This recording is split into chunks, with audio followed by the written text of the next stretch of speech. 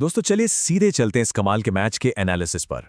आज हम सिर्फ एक क्रिकेट मैच के बोरिंग आंकड़ों पर बात नहीं करने वाले हैं, बिल्कुल नहीं, बल्कि ये कहानी है एक हीरो की शानदार वापसी की, भारी दबाव की और एक ऐसे हाई स्टेक ड्रामे की जो आपको अपनी सीट से बांधे रखेगा। गुजरात टाइटंस और रॉयल चैलेंजर्स बेंगलोर का ये मुकाबला कई मायनों में ऐतिहासिक रहा है और सच कहूं तो इसने टूर्नामेंट के पूरे समीकरण को ही पलट कर रख दिया है। अब जरा सोचिए, क्या शुभमन गिल भारत के अगले टी20 कप्तान बनने वाले हैं? मतलब कुछ वक्त पहले तक ये सवाल शायद थोड़ा अजीब लगता।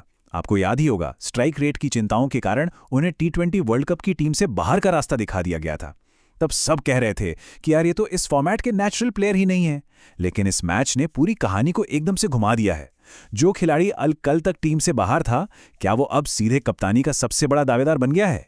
ओके, तो आइए इस रेस को थोड़ा गहराई से समझते हैं।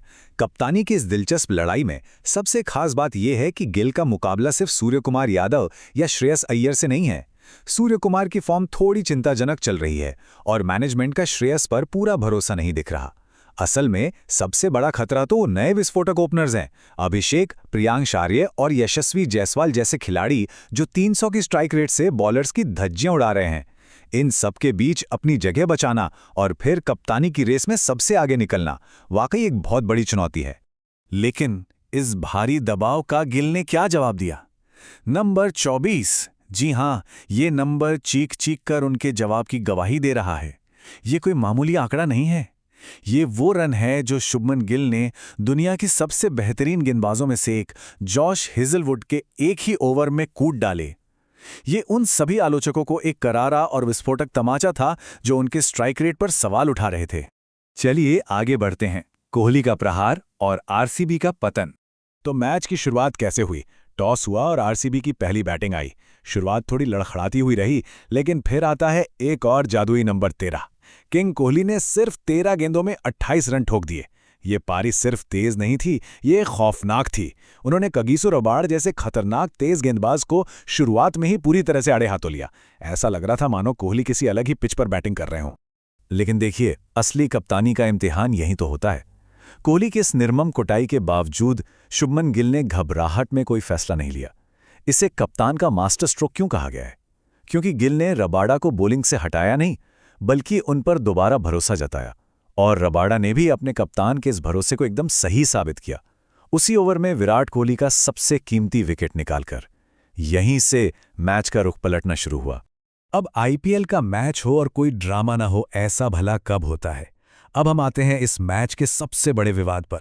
क्या जेसन होल्डर द्वारा लिया गया रजत पाटीदार का कैच पूरी तरह से क्लीन था या ये अंपायरिंग की एक बहुत बड़ी चूक थी? सोर्स के अनुसार टीवी रिप्ले में यह साफ तौर पर एक अनक्लीन कैच लग रहा था, जहां ऐसा लगा कि गेंद को सही तरीके से होल्ड नहीं किया गया था। खैर, अंपायर ने तो पाटीदार को आउट करार दे दिया और इसके बाद विराट कोहली समेत पूरा आरसीबी डगआउट बेहद गुस्से में नजर आया। हम यहाँ किसी का पक्ष बिल्कुल नहीं ले रहे हैं, लेकिन सोर्स स्पष्ट रूप से यह पॉइंट आउट करता है कि इस पूरे सीजन में फील्डिंग और खासकर अंपायरिंग का स्तर काफी औसत दर्जे का रहा है। ये एक ऐसा मुद्दा है जिस पर लगातार बहस हो रही है। चलिए अब देखते हैं कि कैसे एक मजबूत स्थिति से आरसीबी ताश के पत्तों की तरह ढह गई। स्कोर था 2 विकेट पर 79 रन, एकदम सॉलिड फाउंडेशन। फिर आता है पाटीदार का वो विवादित विकेट जो एक बड़ा टर्निंग पॉइंट बना। उसके बाद देखिए, स्कोर 96 पर 6 विकेट हो गया। मतलब सिर्फ 17 रन के अंदर आरसीबी ने अपने 4 अहम विकेट गंवा दिए और अंततः पूरी टीम सिर्फ 155 रन पर ऑल आउट हो गई। दिलचस्प बात यह है कि इस सीजन में यह पहली बार था जब आरसीबी पूरी तरह से ऑल आउट हुई। आरसीबी के इस पतन के पीछे आखिर किसका हाथ था? अरशद खान और राशिद खान। अब ये दोनों आपस में रिश्तेदार तो नहीं है, लेकिन इन दोनों खानों ने मिलकर आरसीबी के बैटिंग लाइनअप की पूरी तरह से कमर तोड़ दी। इन दोनों ने आपस में 5 विकेट बांटे और कमाल की बात तो ये रही कि गुजरात के हर एक गेंदबाज को इस इनिंग में कम से कम 1 विकेट जरूर मिला।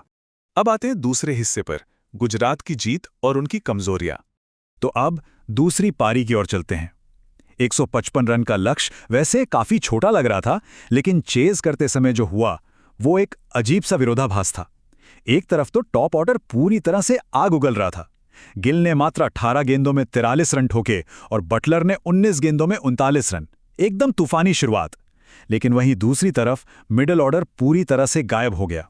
सोर्स ने इसे बहुत ही सही नाम दिया है, बरमूडा ट्रायंगल। जहां शाहरुख खान, वॉशिंगटन सुंदर और जेसन होल्डर जैसे खिलाड़ी बैटिंग करने तो आए, लेकिन रहस्यमयी तरीके से बिना कोई इम्पैक्ट छोड़े फ्लॉप होकर वापस लौट गए। सोर्स का ये बयान सुनिए, जो थोड़ा मजाकिया जरूर है, लेकिन ये गुजरात की हताशा को बिल्कुल सटीक तरीके से बयां करता है। उन्होंने कहा कि मिडिल ऑर्डर ने वही किया जो 5 रुपए वाले सुलभ शौचालय में किया जाता है, उन्होंने हक दिया, यानी वो पूरी तरह से चोक कर गए। ये वाकई एक अजीब स्थिति थी जिसने सोचने पर मजबूर कर दिया कि क्या ये गुजरात मॉडल अब फेल हो रहा है। जब ऊपर से इतनी शानदार शुरुआत मिली थी तो मिडिल ऑर्डर का इस तरह से लड़खड़ाना बहुत बड़े सवाल खड़े करता है। अब आप सोच रहे होंगे कि इस भारी कोलैप्स के बावजूद गुजरात आखिर जीता कैसे। दरअसल गिल और बटलर ने पावर प्ले में इतना जबरदस्त हेड स्टार्ट दे दिया था कि आवश्यक रन रेट गिरकर 4 रन प्रति ओवर से भी नीचे आ गया था। इसके अलावा जैसा कि सोर्स बताता है, भुवनेश्वर कुमार अपने 4 ओवर का कोटा पूरा कर चुके थे। इसलिए जब दबाव बढ़ा तब राहुल तेवतिया और राशिद खान को बहुत ज्यादा रिस्क लेने की कोई जरूरत ही नहीं पड़ी। उन्होंने बड़ी आसानी से मैच को फिनिश कर दिया। तो इस ड्रामे और उतार चढ़ाव से भरे एनालिसिस के बाद हम एक बहुत बड़े सवाल के साथ आपको छोड़ जाते हैं। क्या इस मुश्किल जीत के बाद गुजरात टाइटंस की टीम पॉइंट्स टेबल के टॉप 4 में अपनी जगह पक्की कर पाएगी? और दूसरी तरफ क्या ये करारी हार आरसीबी के टॉप 2 में फिनिश करने के सपने को हमेशा के लिए चकनाचूर कर देगी? इस एक मैच ने पूरे टूर्नामेंट के समीकरणों को सच में हिलाकर रख दिया है। इन सवालों के जवाब तो अब आने वाला वक्त ही देगा। आज के इस एनालिसिस में हमारे साथ जुड़ने के लिए बहुत बहुत शुक्रिया।